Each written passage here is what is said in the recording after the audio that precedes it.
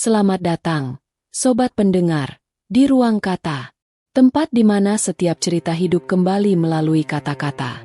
Di sini, kami hadirkan kisah-kisah penuh emosi tentang drama rumah tangga, perselingkuhan, cinta, pengkhianatan, hingga perjuangan menyembuhkan luka hati. Setiap episode bukan hanya sekadar hiburan, tapi juga penuh pelajaran berharga yang bisa kita renungkan bersama. Jangan lupa untuk like, komen, dan subscribe agar tidak ketinggalan cerita-cerita inspiratif berikutnya. Namaku Alia, seorang wanita sederhana yang lahir dan tumbuh di keluarga biasa. Sejak kecil aku terbiasa bekerja keras, membantu orang tua yang berjualan makanan di pasar kecil. Dari sanalah aku belajar arti keringat, sabar, dan bertahan dalam hidup. Tidak ada yang istimewa dariku, hanya kemauan untuk terus berjuang.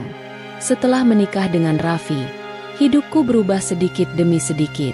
Raffi adalah lelaki baik hati, sederhana, dan penuh kasih sayang. Ia selalu menjadi penopang saat aku lelah, menjadi sandaran ketika hatiku goyah. Bersama Raffi, aku mulai mengembangkan usaha catering kecil-kecilan. Dari awal hanya menerima pesanan nasi kotak untuk hajatan kampung, kini perlahan mulai dipercaya mengurus acara besar di gedung pertemuan. Walau masih jauh dari kata sukses, usaha itu adalah hasil kerja keras dan doa kami berdua. Namun, tidak semua orang melihatku seperti itu, terutama keluarga besar Raffi. Mereka berasal dari keluarga berada, terbiasa hidup dalam kemewahan, terbiasa dipandang tinggi. Bagiku, itu tidak masalah. Aku tidak iri pada kemewahan mereka, karena aku percaya setiap orang punya jalannya masing-masing.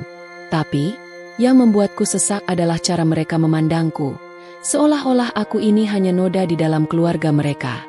Dan dari semua orang di keluarga besar itu, ada satu nama yang selalu membuat dadaku sesak.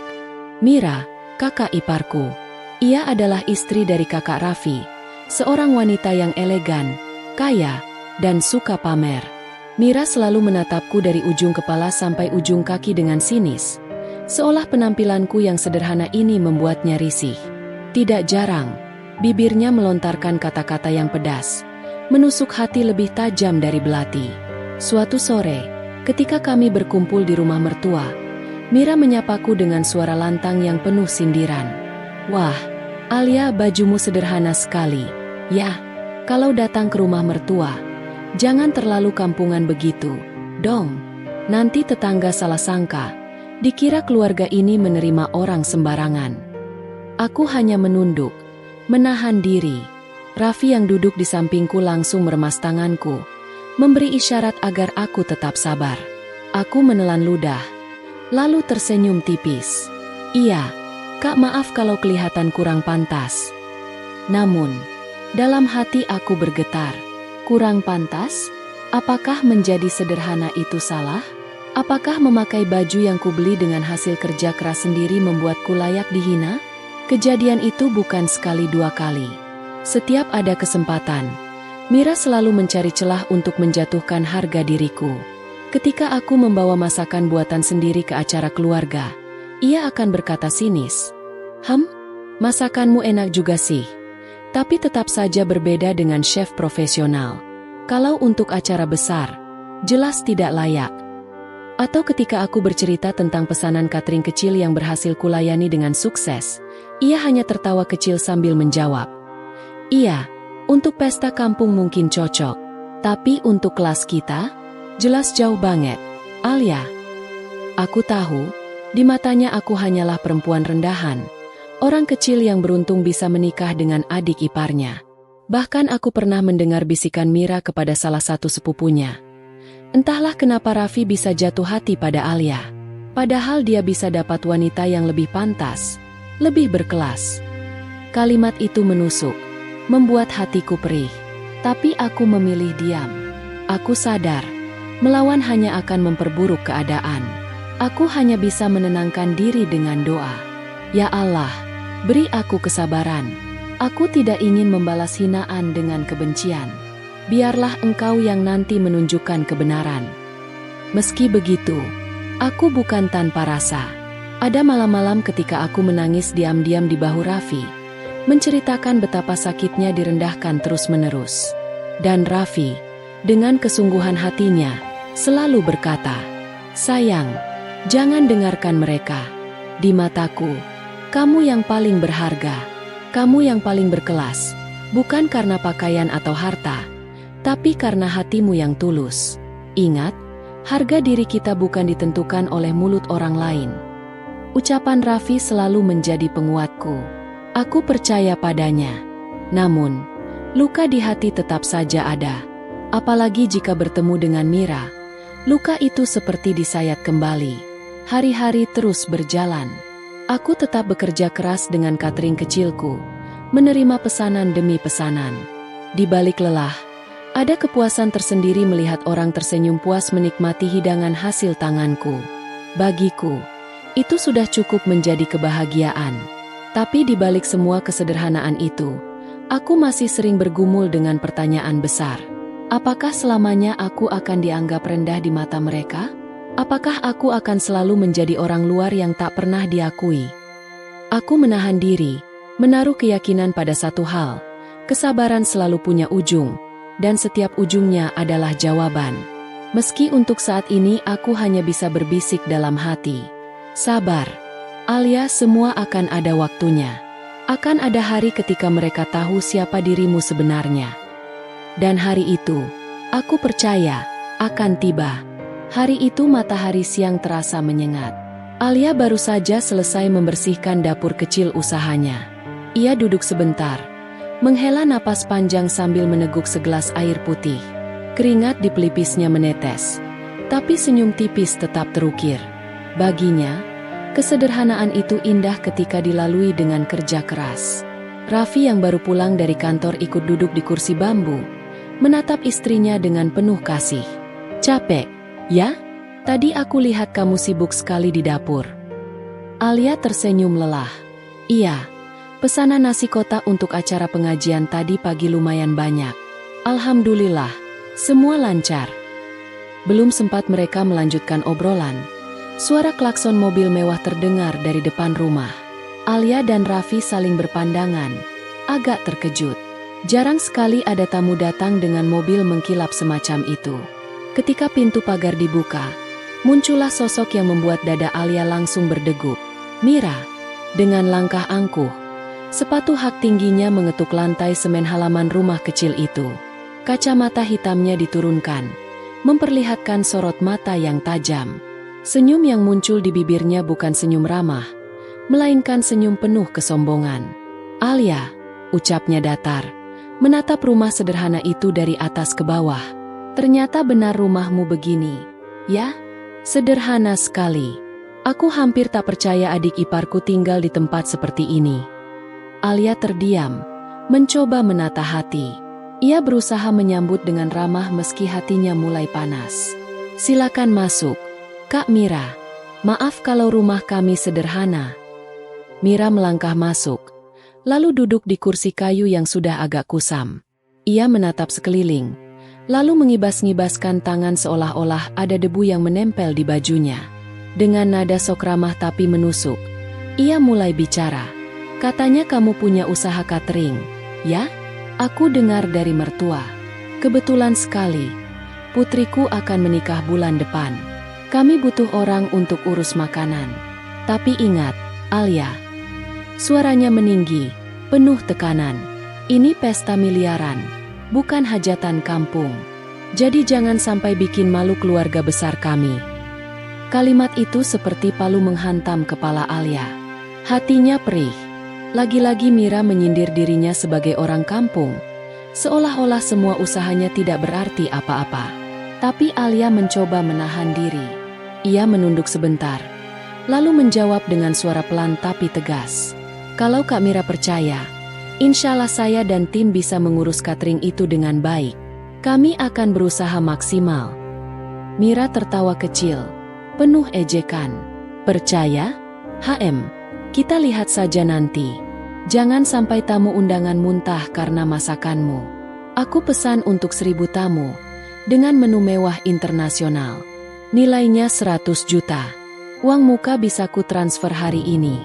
Tapi ingat, kalau gagal, Kamu akan mempermalukan seluruh keluarga ini. Raffi yang sejak tadi menahan diri akhirnya bersuara. Kak, bisa bicara yang lebih baik? Alia bukan orang sembarangan. Dia sudah sering mengurus catering besar. Mira melirik Raffi tajam. Aku hanya mengingatkan. Kalau kau tidak mau adikmu dipermalukan, maka pastikan istrimu bekerja sesuai standar. Jangan sampai keluargamu terlihat rendah di depan tamu-tamu pentingku. Suasana menjadi tegang. Alia meremas ujung bajunya, menahan rasa sakit di hati. Namun ia sadar, di balik hinaan itu ada kesempatan besar. 100 juta bukan jumlah kecil. Jika berhasil, ini bisa menjadi loncatan besar bagi usahanya. Ia ingin membuktikan bahwa dirinya, meski sederhana, mampu berdiri sejajar dengan siapapun. Alia menghela napas panjang, lalu menatap Mira dengan senyum tipis. Baik, Kak. Saya terima pesanan ini. Saya akan berusaha sebaik mungkin. Mira bangkit, merapikan tas mewah di tangannya. Bagus. Aku tunggu hasil kerjamu. Jangan bikin malu. Lalu tanpa banyak basa-basi, ia meninggalkan rumah itu. Meninggalkan jejak aroma parfum mahal yang menyengat sekaligus meninggalkan luka di hati Alia. Setelah mobil Mira menjauh, Alia terduduk lemas. Raffi langsung memegang tangannya. Kenapa kamu mau ambil pesanan itu? Sayang, kamu tahu sendiri sikap Kak Mira. Dia sengaja mencari celah untuk merendahkanmu. Alia menatap suaminya dengan mata berkaca-kaca. Aku tahu, Raffi. Tapi aku juga ingin buktikan bahwa aku tidak seperti yang dia kira. Aku ingin tunjukkan kalau usaha kecilku bisa berdiri di panggung besar mereka. Biar sekali ini, biar dia tahu aku tidak serendah yang dia bayangkan. Raffi menarik napas dalam, lalu mengangguk pelan. Baiklah, aku akan selalu ada di sampingmu. Apapun yang terjadi, kita hadapi bersama. Malam itu, Alia tak bisa tidur nyenyak. Bayangan wajah Mira dengan tatapan merendahkan terus muncul di kepalanya. Tapi di balik rasa sakit itu, ada api kecil yang menyala, tekad untuk membuktikan diri. Ia tahu jalan ini tidak akan mudah, tapi ia percaya kerja keras dan doa tidak akan pernah mengkhianati hasil. Dan di sanalah, tawaran yang datang dengan hinaan justru menjadi titik awal perjalanan besar yang kelak akan mengubah hidupnya. Hari itu keluarga besar berkumpul di rumah mewah orang tua Raffi. Ruang tamu yang luas dipenuhi sofa kulit, lampu kristal bergemerlapan di langit-langit, dan aroma parfum mahal menyeruak di udara. Semua hadir, orang tua, kakak, adik, bahkan para sepupu yang sudah lama tidak bertemu. Alasannya jelas, rapat keluarga untuk membicarakan detail pesta pernikahan Putri Mira, kakak ipar Alia yang selalu menjadi pusat perhatian. Alia datang bersama Raffi. Ia membawa buku catatan kecil dan beberapa contoh menu catering yang sudah ia siapkan. Walau sederhana, Alia ingin memberikan kesan profesional. Jantungnya berdegup kencang saat melangkah masuk. Ia tahu, setiap mata akan memandanginya, sebagian dengan tatapan sinis. Ah, akhirnya datang juga. Suara Mira langsung menyambar begitu melihat Alia masuk. Ayo, duduk. Kita akan mulai rapat. Alia tersenyum kaku, lalu duduk di kursi paling ujung, agak jauh dari pusat meja rapat. Raffi duduk di sampingnya, memberi dukungan lewat genggaman tangannya. Rapat dimulai dengan membicarakan dekorasi, musik, dan undangan. Semua berjalan lancar sampai tiba giliran catering.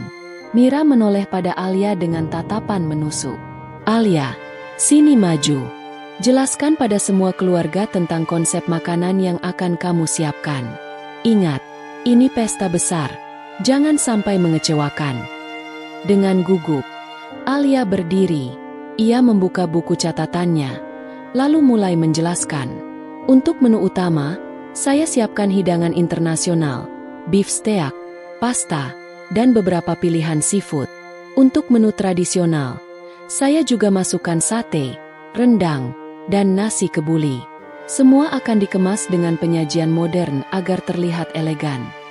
Sebagian keluarga mengangguk pelan, tampak terkesan. Tapi Mira mendengus, lalu menyela dengan suara keras. Ingat, Jangan sampai makanannya bikin tamu-tamu muntah. Aku tahu standar kamu pasti rendah, jadi jangan macam-macam. Hening seketika. Beberapa sepupu langsung tertawa kecil, menutup mulut sambil melirik ke arah Alia. Ada yang menunduk pura-pura membaca catatan, tapi senyum sinis mereka jelas terlihat. Wajah Alia memerah, tangannya gemetar, matanya terasa panas. Ia menunduk, mencoba menahan air mata yang sudah siap jatuh. Hatinya seperti diremas.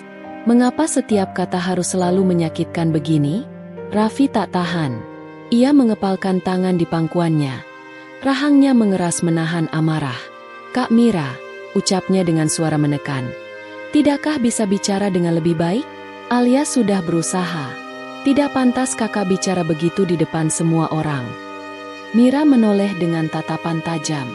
"Aku hanya berkata jujur. Raffi, kalau kamu tidak tahan, itu salahmu. Aku ini mempertaruhkan nama baik keluarga. Kalau nanti ada tamu penting kecewa, yang malu siapa? Kita semua." Orang tua Raffi mencoba menengahi. "Sudahlah, jangan ribut. Kita di sini untuk membicarakan pesta, bukan untuk bertengkar. Alia, kamu lanjutkan saja penjelasanmu." Dengan suara bergetar, Alia kembali menjelaskan. Tapi suaranya sudah kehilangan semangat. Hatinya terluka terlalu dalam. Ia hanya ingin rapat cepat selesai. Begitu rapat berakhir, Mira kembali memberikan komentar pedas. "Pokoknya ingat, Alia, jangan bawa gaya kampungmu ke pesta ini. Kalau sampai gagal, jangan salahkan aku kalau aku ungkapkan semuanya di depan tamu." Kali ini tidak ada yang tertawa, tapi keheningan itu justru lebih menyakitkan. Alia merasa seperti semua orang setuju dengan kata-kata Mira. Setelah semua bubar, Alia dan Raffi berjalan keluar rumah. Malam sudah turun. Angin sepoi membawa dingin menusuk. Alia diam saja sepanjang perjalanan. Raffi beberapa kali melirik, khawatir dengan wajah istrinya yang pucat. Sesampainya di rumah, Alia langsung masuk kamar dan duduk di tepi ranjang. Air matanya tak bisa lagi ditahan. Ia menangis terisak, menutup wajah dengan kedua tangan. "Kenapa, Raffi? Kenapa aku selalu jadi bahan hinaan? Apa salahku? Aku hanya ingin membantu. Tapi kenapa setiap kata Kak Mira selalu membuatku seperti orang yang tak ada harganya?" Suaranya pecah, penuh luka. Raffi duduk di sampingnya, menarik Alia ke dalam pelukannya. "Sayang, dengarkan aku. Kamu tidak salah. Kak Mira memang begitu, suka merendahkan orang lain. Jangan biarkan kata-katanya merusak semangatmu. Aku percaya padamu. Aku tahu kamu bisa." Alia menatap Raffi dengan mata sembab. Tapi semua orang mendengarnya. "Raff." Semua tertawa. "Aku merasa sangat kecil, sangat hina." Raffi mengusap rambut istrinya dengan lembut. "Biarkan saja mereka. Yang penting kita tahu siapa diri kita. Kamu lebih besar dari hinaan itu. Alia, kamu punya hati. Kamu punya kemampuan. Jangan biarkan mulut orang menutup cahaya yang ada dalam dirimu." Pelukan itu menenangkan Alia, meski rasa sakitnya belum hilang. Di dalam hatinya, ada suara kecil yang berbisik, "Aku harus buktikan. Aku tidak boleh kalah. Aku akan buktikan kalau aku mampu, walau mereka menertawakan." Malam itu Alia menangis hingga tertidur di pelukan suaminya. Luka dari kata-kata Mira masih terasa perih. Tapi justru luka itulah yang perlahan berubah menjadi api semangat. Semangat untuk membuktikan bahwa dirinya bukan perempuan rendahan seperti yang selama ini dianggap. Dan dalam keheningan malam, Alia berjanji pada dirinya sendiri, "Aku akan berikan pelayanan terbaik. Biar nanti mereka lihat siapa sebenarnya Alia." Sejak keputusan akhir untuk memakai jasa catering Alia disahkan oleh keluarga besar, hari-hari mereka berubah drastis. Rumah sederhana Alia tak lagi hening, melainkan dipenuhi suara aktivitas dari pagi hingga larut malam. Dapur yang biasanya hanya untuk memasak kebutuhan keluarga kini penuh dengan aroma harum bumbu yang direbus, suara panci beradu, dan tawa lelah dari para karyawan yang ikut membantu. Alia tidak punya tim besar seperti vendor catering ternama, hanya segelintir orang yang ia percaya. dua tetangga yang biasa membantunya jika ada pesanan, seorang sepupu yang ahli dalam rangkai buah, dan seorang sahabat lama yang pandai membuat kue tradisional. Meski kecil, mereka semua bekerja dengan hati. Kita bukan sekadar menyiapkan makanan, tapi menyiapkan kebahagiaan untuk tamu yang hadir. Begitu kata Alia kepada timnya, setiap kali rasa lelah mulai tampak di wajah mereka. Hari-hari itu terasa panjang. Pagi-pagi sekali, Alia sudah berkeliling pasar, memilih bahan-bahan dengan teliti. Ia tidak pernah tergoda membeli barang murah tapi kualitas rendah. Daging ia pastikan segar, sayuran dipetik langsung dari petani langganan, dan rempah-rempah ia pilih satu persatu. Bagi Alia, kualitas bahan makanan adalah jiwa dari sebuah hidangan. Sesampainya di rumah, proses panjang dimulai. Ada menu tradisional yang butuh waktu berjam-jam untuk diolah, seperti rendang yang harus dimasak perlahan agar bumbunya meresap sempurna, atau gulai yang memerlukan kesabaran dalam mengaduk supaya santan tidak pecah. Di sisi lain, Alia juga mencoba menyajikan menu modern, salad segar dengan dressing buatan sendiri, serta hidangan ala barat yang tampil cantik di piring saji. Ia ingin memberikan sentuhan elegan tanpa meninggalkan akar budaya. Setiap sore, Alia dan tim mengadakan sesi mencicipi. Meja makan mereka penuh dengan piring-piring percobaan. Ada yang rasanya terlalu asin, ada yang kurang pedas, ada pula yang tampilannya belum rapi. Namun, bukan celaan yang keluar dari mulut Alia, melainkan semangat. Tidak apa-apa, kita ulangi lagi, kita perbaiki sampai pas, ucapnya sambil tersenyum. Sementara itu, beberapa vendor dekorasi pernikahan yang bekerja sama dengan keluarga besar datang untuk berkoordinasi. Mereka melihat bagaimana Alia menata hidangan percobaan di meja panjang. Bahkan ada salah satu vendor bunga yang sempat berbisik kagum. "Ibu Alia, jujur saja, cara ibu menyusun piring dan garnish itu sudah setara dengan hotel bintang 5. Saya yakin nanti tamu pasti terkesan." Kata-kata itu membuat Alia tersenyum haru. Namun, kebahagiaan kecil itu tak bertahan lama. Saat rapat evaluasi berikutnya, Mira kembali menyiramkan racun lewat ucapannya. Dengan tatapan merendahkan, ia berkata lantang di depan semua orang, "Jangan terlalu berharap kamu akan dapat pujian, Alia. Paling nanti orang tetap bilang ini makanan kampung. Kamu memang bukan kelasnya untuk hidangan pesta besar." Ruangan mendadak hening. Beberapa anggota keluarga pura-pura sibuk dengan ponselnya.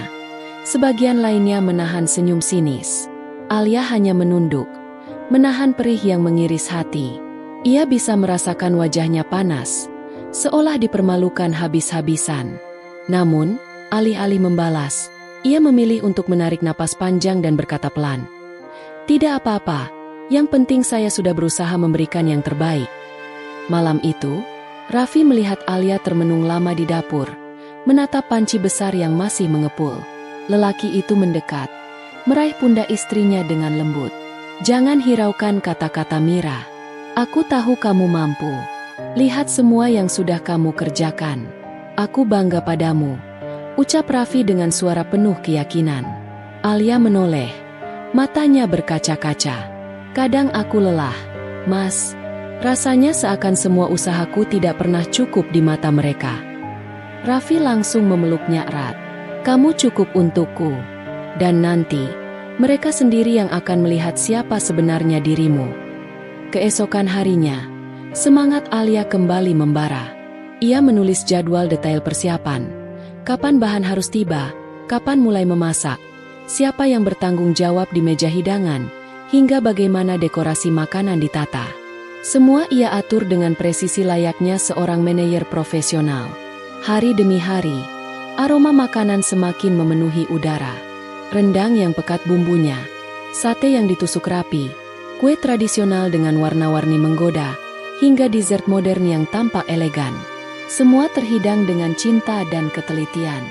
Bahkan, salah satu sepupu yang membantu sempat bergumam kagum, "Kak Alia, kalau suatu hari kamu buka usaha catering besar, aku yakin kamu bisa bersaing dengan siapapun." Alia hanya tersenyum, meski hatinya sedikit bergetar. Bukan karena ingin membuktikan pada orang lain, tetapi karena ia benar-benar mencintai pekerjaannya. Baginya, Memasak bukan sekadar bisnis, melainkan seni dan ibadah. Ia percaya setiap hidangan yang dibuat dengan niat tulus akan membawa kebaikan, sekalipun mungkin tak dihargai oleh manusia. Namun, bayangan kata-kata Mira terus menghantui. Setiap kali ia menata piring, terngiang ucapan itu. Makanan kampung. Alia tahu, kata-kata bisa jadi luka yang dalam.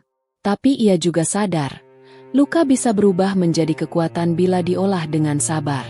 Maka, setiap potongan buah yang ia ukir, setiap kuah yang ia aduk, dan setiap piring yang ia susun, semua ia lakukan sambil berdoa agar kelak usahanya membungkam hinaan itu.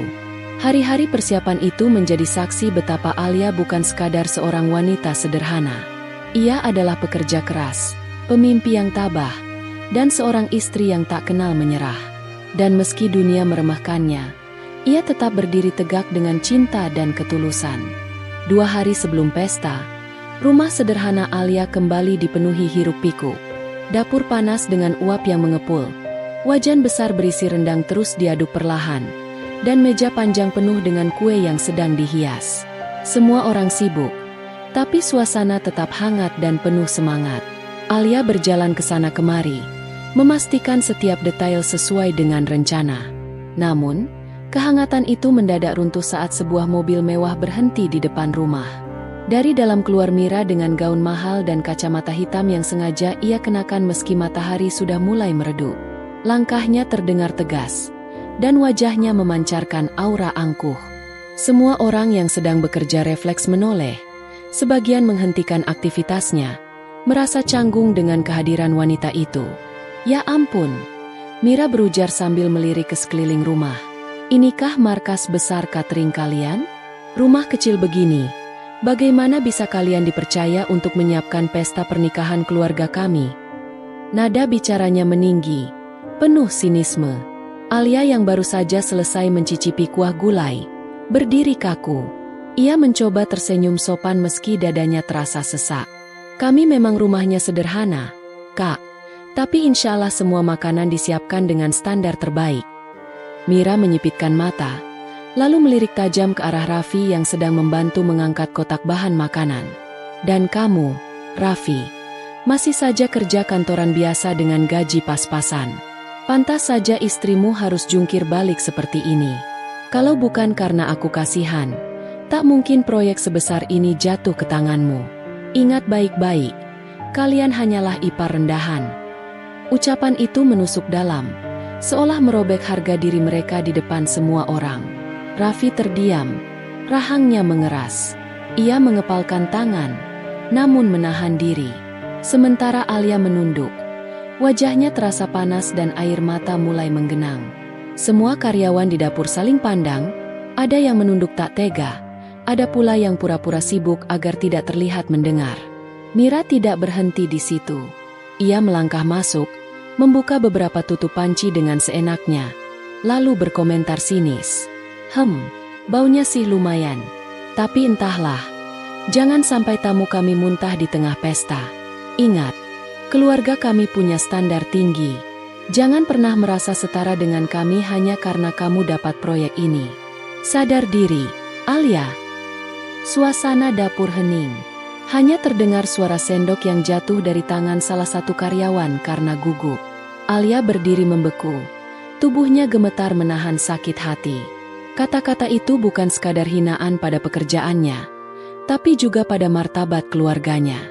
Raffi akhirnya melangkah maju, berdiri di samping istrinya. Dengan suara bergetar menahan marah, ia berkata, "Cukup, Mira. Kami memang sederhana, tapi bukan berarti pantas diperlakukan seperti ini. Kami bekerja dengan jujur, dengan tulus. Kalau kamu tidak percaya, seharusnya sejak awal kamu tidak menyerahkan urusan ini pada Alia." Mira mendengus meremehkan. Seolah aku punya pilihan lain. Baiklah, teruskanlah permainan kalian. Tapi ingat, satu kesalahan kecil saja, kalian akan menanggung malu seumur hidup. Ia lalu melangkah pergi dengan gaya congkaknya, meninggalkan jejak luka yang dalam di hati Alia dan Raffi. Malam itu, setelah semua orang pulang, rumah terasa lebih sunyi dari biasanya. Alia duduk termenung di meja makan yang penuh piring bekas percobaan hidangan. Lilin kecil yang ia nyalakan tak mampu menghalau kesepian yang menggerogoti batinnya. Air mata jatuh satu persatu, membasahi kedua tangannya yang lelah. "Kenapa dia begitu membenciku, Mas?" tanya Alia lirih ketika Raffi duduk di sampingnya. "Apa salahku? Apa salah kita?" Raffi memeluknya erat. "Kamu tidak salah, Alia. Mereka yang salah menilai orang hanya dari harta dan kedudukan. Jangan biarkan kata-kata Mira meruntuhkanmu. Ingat, kamu bekerja bukan untuk dia, tapi untuk tamu yang akan datang, dan untuk harga dirimu sendiri." Alia mengangguk pelan, meski hatinya masih tercabik. Ia menatap jendela, melihat langit malam yang bertabur bintang. Di balik tangisnya, perlahan tumbuh keberanian baru. Ia berbisik dalam hati, harga diri tidak bisa dibeli dengan 100 juta. Tidak bisa. Saat itu juga, benih keputusan mulai tumbuh di hatinya. Keputusan yang kelak akan mengubah segalanya. Ia tidak ingin lagi direndahkan hanya karena harta. Ia tidak ingin usahanya dipandang sebelah mata. Lebih dari itu, ia ingin menunjukkan bahwa martabat seseorang tidak bisa ditawar dengan uang sebanyak apapun. Malam itu, meski hatinya luka, Alia merasa satu hal jelas, dirinya tidak boleh terus menjadi korban.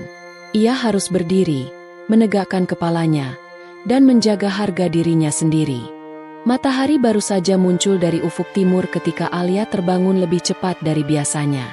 Matanya masih sembab, sisa tangis semalam masih membekas. Tetapi hatinya dipenuhi gelora yang berbeda. Ada tekad yang berdenyut, lebih kuat dari rasa sakit yang ditorehkan Mira. Alia tahu, inilah saatnya menentukan jalan. Ia berdiri di dapur, menatap panci-panci besar yang semalam dipoles dengan penuh cinta. Tangannya menyentuh perlahan permukaan meja, seakan mengucapkan salam perpisahan pada segala jerih payah yang telah mereka curahkan. Sekilas, terlintas keraguan. Bagaimana jika ini benar-benar membuatku jatuh? Bagaimana dengan pekerja yang menggantungkan penghasilan dari proyek ini? Namun, hatinya menjawab tegas. Harga diri tak bisa dibeli, bahkan dengan 100 juta sekalipun. Pagi itu, ia memanggil seluruh tim. Ada Santi, sahabat lamanya yang selalu setia membantu di bagian kue. Pak Wito, juru masak berusia parubaya yang sudah seperti ayah sendiri. Juga beberapa karyawan muda yang masih penuh semangat. Mereka duduk melingkar di ruang tamu yang sederhana. Tampak bingung karena Alia terlihat begitu serius. Alia menarik napas panjang sebelum berbicara. Suaranya mantap, meski jantungnya berdebar kencang. "Kita hentikan semua persiapan," ucapnya tegas. Ruangan langsung hening. Beberapa orang saling pandang, tak percaya dengan apa yang baru saja didengar. "Apa maksudnya, Bu Alia?" tanya Pak Wito hati-hati. "Aku membatalkan kontrak catering ini," lanjut Alia dengan mata yang berkaca-kaca, namun sorotnya penuh keyakinan. "Uang muka akan ku kembalikan penuh. Aku tidak bisa menjual harga diriku, harga diri kita semua, hanya untuk memuaskan orang yang terus menghina keluarga kita." Santi menutup mulutnya, nyaris menjerit. "Tapi Bu, ini proyek besar sekali. Kita sudah mengorbankan waktu, tenaga, dan bahan. Bagaimana dengan biaya yang sudah keluar?" Alia menunduk sejenak, lalu mengangkat wajahnya kembali. "Aku tahu, ini berat, tapi lebih berat lagi kalau kita dibiarkan diinjak harga dirinya. Aku tidak mau anak-anakku, atau siapapun dari kalian, berpikir bahwa kita bisa dibeli dengan uang. Kita kerja bukan hanya demi keuntungan, tapi juga demi kehormatan." Sejenak semua terdiam. Namun, perlahan, wajah mereka mulai melunak. Ada rasa hormat yang tumbuh. Mereka tahu, keputusan itu bukan karena Alia menyerah, tapi justru karena ia berani berdiri tegak. Raffi yang sejak tadi berdiri di pojok ruangan akhirnya maju, menepuk bahu istrinya. Suaranya lantang penuh dukungan. "Aku mendukung keputusanmu, Alia. Kita tidak miskin prinsip. Kalau uang hilang, bisa dicari lagi. Tapi kalau harga diri hilang, tidak akan pernah kembali." Ucapan itu disambut anggukan dari beberapa orang. Walau berat, Mereka merasakan kebenaran di balik kata-kata itu.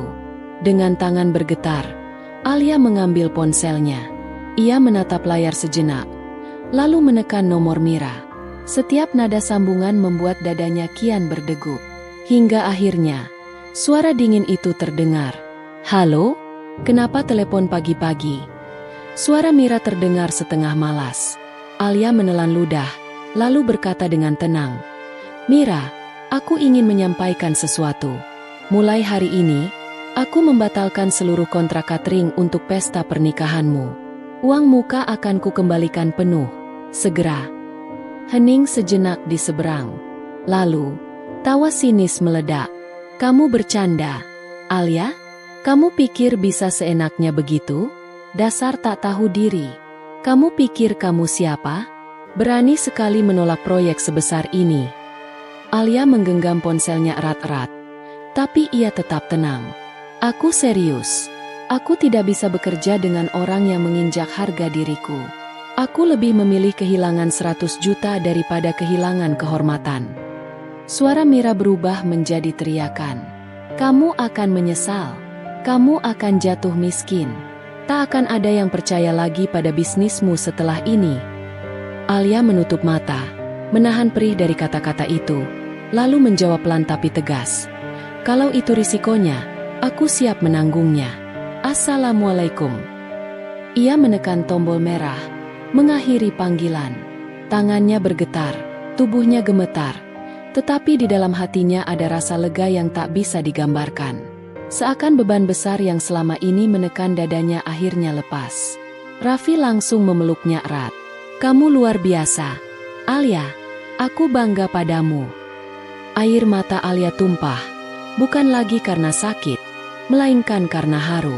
Ia menatap langit-langit rumahnya yang sederhana, lalu berbisik lirih, "Ya Allah, aku sudah memilih jalan ini. Kuatkan aku untuk menerima konsekuensinya. Aku percaya Engkau tidak pernah meninggalkan hamba MU yang berusaha menjaga kehormatan." Sementara itu, di rumah besar Mira, amarah meledak. Ia membanting ponselnya ke sofa, wajahnya merah padam. "Berani-beraninya perempuan rendahan itu menolakku. Aku akan pastikan hidupnya hancur," katanya dengan nada penuh dendam. Namun, yang tidak Mira sadari adalah bahwa keputusan besar Alia bukanlah akhir, melainkan awal dari sesuatu yang jauh lebih besar.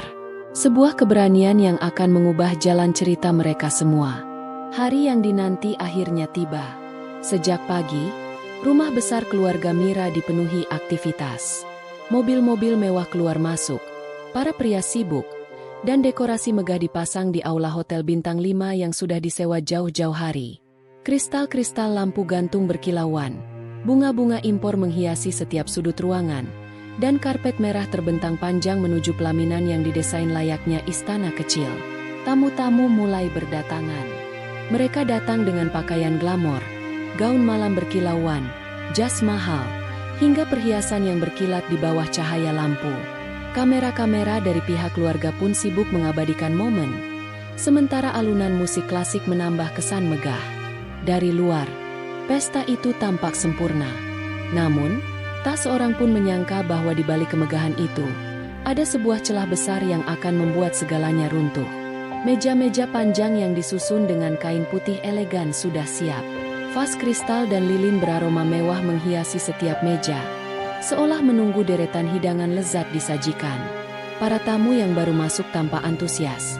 Beberapa bahkan sudah mengusap tangan sambil membayangkan jamuan makanan internasional yang dijanjikan Mira. Tapi menit demi menit berlalu, tak ada satupun pelayan yang datang membawa makanan. Meja tetap kosong, hanya penuh hiasan, tanpa sepiring pun makanan. Awalnya, tamu-tamu masih bersabar. Mereka berpikir, mungkin hidangan akan keluar sebentar lagi. Namun, setelah hampir 1 jam berlalu, gumaman mulai terdengar. Kok belum ada makanannya?" bisik seorang ibu-ibu kepada temannya. "Katanya ini pesta miliaran. Masa cateringnya telat?" sahut yang lain. "Aneh ya, sudah segini lama, meja masih kosong." Rasa penasaran berubah menjadi kekecewaan. Beberapa tamu mulai memanggil pelayan hotel, menanyakan kapan hidangan akan disajikan. Pelayan hanya bisa menjawab dengan wajah kebingungan, sebab mereka sendiri tidak tahu menahu. Di balik layar, Mira sedang panik luar biasa. Vendor catering pengganti yang ia hubungi setelah Alia membatalkan kontrak ternyata tidak bisa memenuhi janji. Truk pengangkut makanan yang seharusnya datang pagi itu tertahan di jalan karena masalah logistik besar. Ada kecelakaan lalu lintas yang membuat semua terhenti berjam-jam. Pihak vendor mencoba mencari solusi, namun waktu sudah tak memungkinkan. Mira mondar-mandir dengan wajah merah padam. Gaun mewahnya kini terasa sesak karena keringat dingin yang mengalir. Ia menjerit pada panitia. "Bagaimana ini? Kenapa makanannya belum datang? Aku sudah bayar mahal." Panitia hanya bisa geleng kepala. Tak ada solusi. Di tengah kegelisahan itu, suara-suara sindiran dari tamu mulai terdengar semakin keras. Katanya pesta miliaran. Kok begini? Dari tadi cuma dekorasi saja yang bisa dilihat. Makanan tak ada. Wah, jangan-jangan ini sekadar pamer dekorasi. Beberapa tamu yang datang dari luar kota bahkan tampak kecewa. Ada yang mulai meninggalkan ruangan dengan wajah kesal. Kamera-kamera ponsel mengabadikan momen itu. Beberapa bahkan langsung menyebarkannya ke media sosial. Malu besar mulai terasa. Mira, yang biasanya penuh wibawa dan angkuh, kini menangis di sudut ruangan. Make up mahalnya luntur. Gaun mewahnya terasa seperti beban. Ia berteriak marah pada semua orang di sekitarnya. Ini semua gara-gara Alia. Kalau saja dia tidak membatalkan, ini tidak akan terjadi. Dasar ipar rendahan itu. Aku akan hancurkan hidupnya. Namun, sebagian keluarga besar yang mendengar justru terdiam. Mereka tahu Alia sudah mengingatkan sejak awal. Dan yang lebih menyakitkan, mereka mulai merasa malu di hadapan tamu. Kenapa tidak tetap pakai Alia? Bukankah masakannya enak? Bisik salah satu tante. Iya. Kenapa harus merendahkan dia? Lihat sekarang akibatnya. Betul, yang dihina justru yang paling bisa diandalkan. Perlahan, rasa simpati pada Alia muncul, menggantikan rasa malu. Sementara itu, pesta yang seharusnya menjadi puncak kebanggaan keluarga kaya raya itu justru berakhir kacau. Musik terus dimainkan. Pengantin tetap duduk di pelaminan dengan wajah canggung, tapi suasana kehilangan kemewahannya. Para tamu duduk gelisah, sebagian pergi, sebagian lagi hanya berbisik-bisik dengan nada mengejek. Apa gunanya pesta mahal kalau perut kosong? Harga diri keluarga kaya ini jatuh di depan mata semua orang. Malam itu, Mira benar-benar tenggelam dalam rasa malu dan amarah. Semua yang ia banggakan hancur hanya karena satu hal yang selama ini ia remehkan. Makanan yang seharusnya diurus dengan hati. Sementara itu, di rumah sederhana Alia, suasana berbeda. Alia duduk bersama Raffi di beranda, menatap langit malam. Mereka mendengar kabar dari beberapa orang bahwa pesta Mira kacau balau karena catering gagal datang. Alia hanya terdiam, wajahnya campuran antara iba dan lega. Ia menggenggam tangan Raffi, berbisik, "Aku tidak ingin mereka hancur. Aku hanya ingin menjaga harga diriku." Dan ternyata Allah menunjukkan kebenarannya sendiri. Raffi tersenyum, menatap istrinya penuh bangga. "Kamu sudah membuat keputusan yang benar, Alia. Lihatlah, kebenaran selalu menemukan jalannya." Malam itu, Alia menatap langit penuh bintang, hatinya lega. Untuk pertama kalinya setelah sekian lama, ia merasa benar-benar merdeka dari hinaan. Malam pesta yang seharusnya jadi ajang kemewahan berubah jadi buah bibir yang memalukan. Kabar tentang pesta tanpa hidangan menyebar begitu cepat. Foto-foto meja panjang dengan piring kosong dan tamu-tamu yang kecewa bahkan sempat diunggah ke media sosial. Komentar pedas pun bermunculan. Katanya pesta miliaran, tapi tamunya disuguhi angin. Lebih mewah piring kosong daripada makanan rakyat jelata rupanya. Beginilah kalau terlalu sombong, Allah bisa balikan keadaan sekejap. Berita itu seperti api di ladang kering, membakar reputasi Mira dan keluarganya. Para kolega bisnis suaminya mulai meragukan kemampuan mereka mengatur sesuatu yang sederhana seperti pesta. Bahkan sebagian kerabat merasa malu telah hadir. Sementara itu, jauh dari hiruk-pikuk itu, Alia dan Raffi duduk berdua di ruang tamu rumah kecil mereka. Di atas meja hanya ada 2 cangkir teh hangat dan sepiring pisang goreng sederhana. Alia menyandarkan kepala di bahu suaminya, menghela napas panjang. "Vi," ucapnya lirih. "Aku sempat takut. Apa keputusan kita membatalkan catering itu terlalu keras? Tapi setelah melihat kabar yang beredar, aku merasa lega." Raffi tersenyum lembut, mengusap rambut istrinya. "Kamu sudah benar, Alia. Kita tidak boleh biarkan harga diri diinjak hanya karena uang. Allah tahu niat kita. Dan lihatlah, sekarang kebenaran terungkap dengan sendirinya." Beberapa hari kemudian, telepon Alia berdering tanpa henti. Awalnya ia pikir hanya ucapan simpati dari sahabat dekat. Tapi ternyata banyak calon klien baru yang justru tertarik pada jasanya. "Bu Alia," ujar seorang ibu pengusaha lewat sambungan telepon, "saya kagum dengan keberanian Anda. Tidak semua orang berani menolak perlakuan merendahkan. Justru sikap itu yang membuat saya yakin catering Anda bisa dipercaya. Bisakah Anda menyiapkan acara ulang tahun putri saya bulan depan?" Belum lagi sehari penuh berlalu, ada pesan lain yang masuk.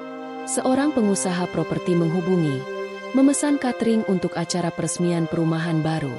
Bahkan, beberapa tamu undangan pesta Mira yang kecewa, secara diam-diam mencari tahu siapa sebenarnya pemilik catering yang dibatalkan. Saat tahu itu Alia, mereka langsung menghubunginya. Alia sampai terharu melihat daftar pesanan yang semakin menumpuk. Dapur sederhana yang dulu hanya ia gunakan untuk menerima pesanan kecil, kini harus mulai diperluas. Raffi pun ikut turun tangan membantu, bahkan merekrut beberapa tetangga yang membutuhkan pekerjaan. Perlahan, usaha catering itu menjelma menjadi salah satu yang paling diperhitungkan di kota. Di sisi lain, Mira mengalami masa yang sulit. Setiap kali ia keluar rumah, bisikan sinis dan tatapan mencibir menghampirinya. Tamu-tamu yang dulu ia banggakan kini menjauh. Reputasi keluarganya tercoreng. Bahkan, beberapa rencana bisnis suaminya batal karena para mitra ragu bekerja sama. Suatu sore, tanpa diduga, Mira datang ke rumah sederhana Alia. Gaun glamor yang biasanya melekat padanya kini terganti dengan pakaian sederhana. Wajahnya kuyu, matanya bengkak karena terlalu sering menangis. "Alia," suaranya bergetar, Aku datang untuk meminta maaf. Ternyata aku salah besar. Kesombongan hanya membuatku jatuh. Aku terlalu meremehkanmu, terlalu merendahkan. Padahal, seharusnya aku menghargaimu sebagai keluarga." Alia menatapnya lama, lalu tersenyum tipis. Ia memang sempat sakit hati, tapi kini yang tersisa hanyalah rasa iba. "Mira, kita semua bisa salah. Bedanya, ada yang mau belajar dari kesalahan, ada yang tidak. Jika kamu mau berubah, insya Allah masih ada jalan." Mira menunduk. Air matanya jatuh membasahi pipi. "Terima kasih. Kamu masih mau bicara baik-baik padaku, meski aku sudah menyakitimu." Hari-hari berikutnya, Alia semakin sibuk dengan pekerjaannya. Namun di balik kesibukan itu, hatinya penuh syukur. Ia sadar, balasan kehidupan datang bukan dengan dendam, melainkan dengan keteguhan sikap. Keputusan tegas yang ia ambil saat dihina ternyata menjadi titik balik yang mengangkat derajatnya. Satu malam, setelah menyelesaikan laporan pesanan besar, Alia duduk di teras rumah bersama Raffi. Langit penuh bintang, angin sepau-sepau menyejukkan. "Aku belajar sesuatu, Vi," kata Alia sambil menatap ke langit. Kadang balasan tidak harus dengan kemarahan. Cukup dengan keputusan tegas. Sisanya Allah yang akan membuktikan. Raffi menggenggam tangannya erat. "Dan hari ini, buktinya jelas terlihat. Kamu bukan hanya menjaga harga diri, tapi juga membuka jalan rezeki yang lebih besar." Alia tersenyum tenang. Dalam hatinya, ia berdoa semoga usahanya membawa manfaat, tidak hanya untuk dirinya, tapi juga untuk orang-orang di sekelilingnya. Karena ia kini percaya, kemuliaan bukanlah milik orang yang sombong, melainkan milik mereka yang sabar, tegas, dan ikhlas.